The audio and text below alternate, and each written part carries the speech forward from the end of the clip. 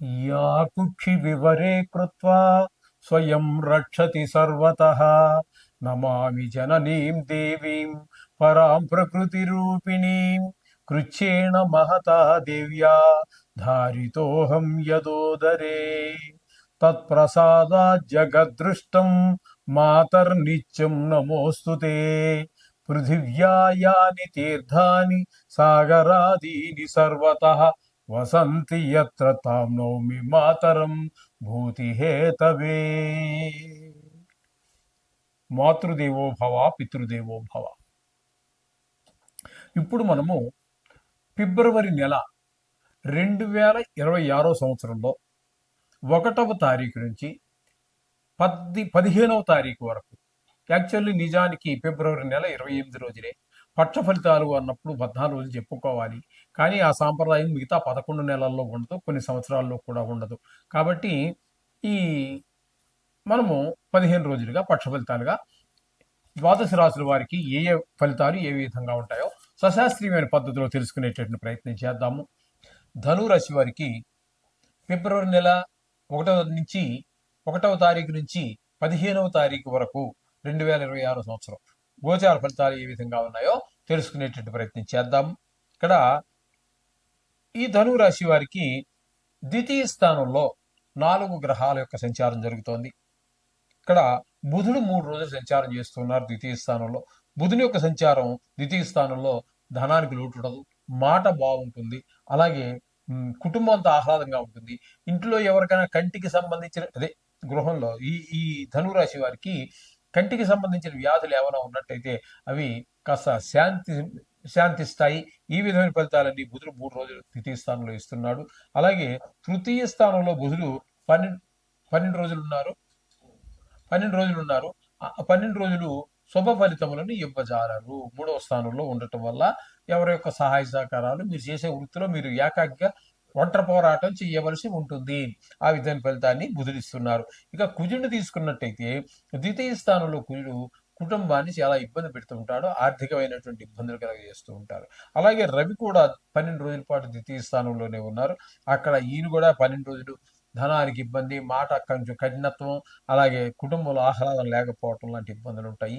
అలాగే ఈ రవి మళ్ళీ సంక్రమణం చేసి కుంభరాశిలో ప్రవేశిస్తారు. ఆ కుంభరాశిలో ప్రవేశించే అక్కడ 3 రోజుల పాటు ఉంటారు. ఆ 3 రోజులు మాత్రం అందరి యొక్క సహాయ సహకారాలు ఉంటాయి మీకు. ఆ 3 రోజులు మాత్రం యోగాన్ని ఇస్తూ ఉన్నారు అక్కడ. ఇకపోతే శుక్రుని యొక్క సంచారం తీసుకున్నట్టయితే ద్వితీయ తృతీయ స్థానాల్లో 15 రోజులు ఉంటున్నారు. ద్వితీయ స్థానంలో ఉన్నప్పుడు ధనానికి, మాటకి, కుటుంబంలో ఆహ్లాదాన్ని కలిగిస్తారు. అలాగే శుక్రుడు 11 రోజులు తృతీయ స్థానంలో ఉన్నారు. అక్కడ కూడా అందరి యొక్క సహాయ సహకారాలు అందించేటికి ఆయన సిద్ధంగా ఉన్నారు. అంటే మీకు ఇక్కడ శుక్రుడు పూర్తి అనుకూలురు. అలాగే రవి మనం తీసుకున్నట్టయితే ఒక్క 3 రోజులే అనుకూలంగా ఉన్నారు. బుధుడు కూడా ఎక్కువ రోజులు మనకి అనుకూలత లేదు. బుధుని యొక్క అనుకూలత కూడా మనకు లేనట్టే లెక్కండి. ఇకపోతే శని భగవాన్ యొక్క రాహు కూడా తృతీయంలో ఉన్నారు. ఈ రాహు మాత్రం చాలా చక్కటి ఫలితాలు ఇస్తారండి. అందరు సహాయ సహకారాలు, మీరు అడిగినా చేసేవాళ్ళు కొంతమంది, అడగకపోయినా చేసేవాళ్ళు కొంతమంది, తెలిసిండి చేసేవాళ్ళు కొంతమంది, తెలియని వాళ్ళు కూడా చేసేది. ఆ విధంగా ఆ రాహు ప్రభావం వల్ల మీకు శుభ్రంగా చాలా చక్కటి అందరి యొక్క సహకారాల ద్వారా మరింత ముందుకు వెళ్ళేటువంటి అవకాశం కనబడుతుంది. అలాగే ఈ ధనురాశి వారికి తీసుకున్నట్టయితే అర్ధాష్టమ శని నడుస్తూ ఉన్నది. అష్టమం అంటే 8, అర్ధ అంటే అర్ధం, 8వ సగం 4. 4వ స్థానం అనేది సుఖస్థానం. ఆ సుఖస్థానంలో మనకి ఏవైతే సుఖస్థానంగా చెప్పుకుంటున్నామో భూమి, గృహము, వాహనాలు, తల్లిగారి ఆశీస్సులు, ఇట్లా మన స్వభావం, ఇవేవైతే సుఖ స్థానం అనుకుంటున్నామో అవన్నిటినీ కూడా ఆయన ఆటంకాలు కలిగించేటటువంటి పరిస్థితి మనకి అర్ధాష్టమ శని ద్వారా ఈ ధనురాశి వారికి తెలుస్తూ ఉన్నది. ఇకపోతే సప్తమంలో గురువు, వక్ర గురువే, కానీ ఇక్కడ సప్తమంలో గురువు వల్ల ఇది గోచార రీత్యా అవివాహితులు అంటే పెళ్లి కాని వారు ఎవరైనా ఉన్నట్టయితే వారికి పెళ్లి కుదరటం కానీ, పెళ్లి జరగటం కానీ జరిగే అవకాశం ఉంటుంది. అట్లాగే పెళ్లి అయిపోయి ఉంది అనుకోండి, వారికి మరింత భార్యాభర్తల మధ్యన అన్యోన్యత పెరుగుతుంది. అలాగే భాగస్వామ్యంలో వ్యాపారం చేసేవారు ఎవరైతే ఉన్నారో వారి మధ్యన కూడా ఏకాభిప్రాయం ఏర్పడుతుంది. ఎప్పుడు కానీ ఏకాభిప్రాయం చాలా విజయాన్ని అందిస్తుంది. భిన్నాభిప్రాయాలు శుభాన్ని కలగజేయవు. ఇది గుర్తుపెట్టుకోండి. మీరు జీవితంలో కూడా ఆచరించండి. ఏదో కేవలం ఇప్పుడు మనం ఏదో గ్రహాల గురించి చెప్పుకుంటున్నామని కాదండి. ఎప్పుడు కానీ మన జీవితంలో ఎప్పుడు కూడా ఏకాభిప్రాయం అనేది చాలా ఆచరణీయము, అనుసరణీయము. ఇకపోతే భాగ్యస్థానంలో కేతు గ్రహ సంచారం జరుగుతోందండి. ఇది తండ్రి గారి ఆరోగ్య విషయంలో కొంచెం ఇబ్బంది పెట్టేటటువంటి పరిస్థితి కనబడుతుంది. అలాగే ఏదైనా గుడికి దేవాలయాలకు వెళ్ళాలంటే ఆ విషయాల్లో కూడా ఇబ్బందులు చాలా ఉంటాయి. అక్కడికి వెళ్ళాక ఇబ్బంది పడటమో, లేకపోతే వెళ్ళే ముందు ఇక్కడే ఉండి ఇబ్బంది పడటమో, లేకపోతే తిరిగి ప్రయాణంలో ఇబ్బంది పడటమో, ఏదో రకంగా ఈ ఈ కేతువు 9వ స్థానంలో సంచారం ఆ విధమైనటువంటి ఫలితాలన్నీ ఇవ్వబోతుంది. అంచేత వీరు కూడా పెద్దగా వీరికి అనుకూలమైనటువంటి గ్రహాలు ఒక గురువు ఒకటి మంచిగా కనపడుతున్నది, శుక్రుడు ఒకటి అనుకూలంగా ఉన్నారు. ఇంకా మిగతా గ్రహాల గురించి ఏదో కొద్ది రోజులు ఉన్నప్పటికీ మొత్తం మీద యావరేజ్గా మాత్రం వీరికి శుభాశుభ ఫలితాలని ఈ ధనువు రాశి వారికి అందబోతున్నాయి. అయితే మిగతా గ్రహాలన్నిటికీ కూడా నవగ్రహాలకి కూడా మీరు ఖచ్చితంగా ఆ నవగ్రహ స్తోత్రాలు చదువుకోండి 2 నిమిషాల పని. అలాగే ఈ మహాశివరాత్రిని ఉపయోగించుకున్నట్టయితే మీకు అద్భుతమైన ఫలితాలను మీరు పొందగలుగుతారు. నవగ్రహాలే కాదు, ప్రపంచంలో ఏ దుష్ట శక్తి మిమ్మల్ని ఆవహించి ఉన్నా వాటినన్నిటి నుంచి కూడా మీకు విముక్తి కలిగించగల సమర్థుడు, మహానుభావుడు ఆ పరమశివుడే. కాబట్టి ఆ శివరాత్రి రోజున ఒక చెంబుడు నీళ్లు పోసి ఒక మారేడు పత్రం, ఒక ఫలం, పత్రం, పుష్పం, ఫలం, తోయ, ఈ 4 కానీ ఈ 4గిట్లో ఏదైనా కానీ మీరు సమర్పించండి, సర్వశుభాలు పొందండి. ఈ యొక్క మీనరాశికి వ్యయస్థానం అవుతోంది. వ్యయస్థానంలో ఒక్క శుక్రుడు తప్పితే ఏ గ్రహము యోగించదు నవగ్రహాలలో గోచార రీత్యా. అది గుర్తుపెట్టుకోండి. ఇక్కడ మీకు ముందుగా మనం ఏకాదశి స్థానంలో ప్రారంభిద్దాం. ఏకాదశి స్థానంలోంచే వ్యయ స్థానంలో సంక్రమణం చెందుతున్నాయి కాబట్టి ఇక్కడ మీకు బుధుడు 3 రోజులు ఏకాదశి స్థానంలో, కుజుడు 15 రోజులు పూర్తిగా, అలాగే రవి 12 రోజులు పూర్తిగా, శుక్రుడు 4 రోజులు.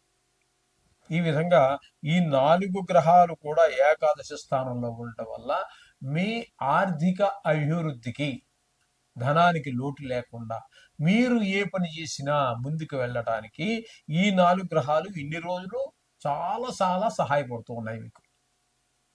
చెప్పుకున్నాం కదండి రోజులు. ఇప్పుడు శుక్రుడు 4 రోజులు, రవి 12 రోజులు, కుజుడు 15 రోజులు, బుధుడు 3 రోజులు మీకు పూర్తి సహారాన్ని అందిస్తున్నారు. తదుపరి సంక్రమణం చెంది శుక్రుడు 11 రోజులు వ్యయస్థానంలో కూడా శుభఫలితాలు ఇచ్చే ఏకైక గ్రహం శుక్రుడే. శుక్రుడు పూర్తిగా 15 రోజులు మీకు అనుకూలుడే. రవి 3 రోజులు, బుధుడు 12 రోజులు. వీరు రవి బుధులు ఇద్దరూ కూడా వ్యయస్థానంలో ఉన్న కారణంగా ధన వ్యయము, ధన నష్టము, మనోవిచారము, శత్రు భయము, ఈ విధమైనటువంటి కొంతమందికి కారాగార శిక్షలు కూడా పడే అవకాశం ఉంటుంది. ఎందుకంటే ఇది రాశిగతమైనటువంటి ఫలితాలు మనం చెప్పుకుంటున్నాము. ప్రపంచవ్యాప్తంగా తీసుకున్నట్టయితే 830 కోట్ల జనాభాని 12 రాష్ట్రాలతో భాగిస్తే మీకు సుమారుగా 70 కోట్ల మందికి ఒకటే వస్తారు, ఒకే రాశి కిందకి వస్తారు. అందరికీ ఒకటి జరుగుతుందా? జరగదు. కాబట్టి మీకు ఇది కొంతమంది, ఈ 70 కోట్ల మందిలో కొంతమంది మహాపుణ్యాత్ములు ఉంటారు, కొంతమంది పరమ దరిద్రులు, నికృష్టులు ఉంటారు. వాళ్ళకి కొంతమంది ఆ దొంగలకు, చోరులు ఎవరైతే ఉన్నారో వాళ్ళకి కారాగార శిక్ష తప్పదు. ఆ విధంగా ఉంటుంది, అందరికీ కాదండి. అది కూడా గుర్తుపెట్టుకోవాలి. ఈ విధంగా ఈ ఫలితాలన్నీ కూడా మనకి ఇక్కడ జరుగుతున్నాయి. ఇకపోతే రాహు కూడా సంక్రమణం చెంది ఈ 11వ రాశి నుండి 12వ రాశికి వచ్చినటువంటి వాడు కాదు, అక్కడే ఉన్నారు ఆయన. అది ఆయన కూడా ఇదే ధన నష్టం, ధన వ్యయం, అలాగే కలతర నష్టం, విదేశీ యానానికి ఒక్క విషయంలో మాత్రమే సహకరిస్తారు. ఇదేంటంటే విదేశాలకు వెళ్ళాలి, చదువు నిమిత్తమో, వైద్యం నిమిత్తమో, లేకపోతే చూడటం విజిట్ గానో, మరి ఎట్టో అట్లా వాళ్ళకి మాత్రమే ఈ రాహు 12వ స్థానంలో ఉండి సహకరిస్తాడు. మిగతా అన్ని విషయాల్లో చాలా క్రూరంగానే ఉంటుంది ఆయన యొక్క వ్యయస్థాన చలనం. కాబట్టి ఈ విధమైన ఫలితాలన్నీ కూడా మనకి మీనరాశి వారికి చెప్పుకోవాల్సి ఉన్నది. కొన్ని గ్రహాలు ఇందులో మనకి గట్టిగా చెప్పుకోవటానికి ఒక కేతువు పూర్తి అనుకూలుడండి, శుక్రుడు పూర్తి అనుకూలుడండి. ఏకాదశి స్థానంలో ఉన్నటువంటి 4 గ్రహాలు కొద్ది కొద్ది రోజులు ఉన్నాయి కదా, అవన్నీ కూడా అనుకూలే. అంటే మొత్తం మీద శుభాలే ఎక్కువగా ఉన్నాయి, శుభాశుభ ఫలితాలు ఉండనే ఉంటాయి. అంచేత మీరు ఆ నవగ్రహ మంత్రాలతో పాటుగా ఈ 15వ తారీఖున, ఈ 15 రోజుల ఫలితాల్లో 15వ తారీఖు అదే లాస్ట్, ఆ రోజున మహాశివరాత్రి వస్తుంది. దాన్ని మీరు తప్పక ఆచరించండి.